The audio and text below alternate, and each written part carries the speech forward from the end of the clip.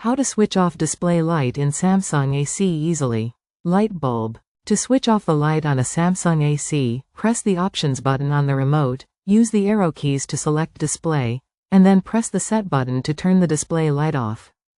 If the option isn't immediately visible, you may need to press the Options button multiple times until the Display icon flashes before selecting and setting it. Step-by-step guide. Press the Options button on your remote control.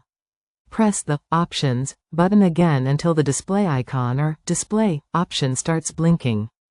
Use the directional arrows to navigate to the display option if it's not already selected. Press the Set button to turn off the light. Additional tips. The display will turn back on if you restart the AC or change the mode function, so you will need to repeat this process. Some models may have a different remote design or button layout, but the general process of using the Options and Set buttons is similar.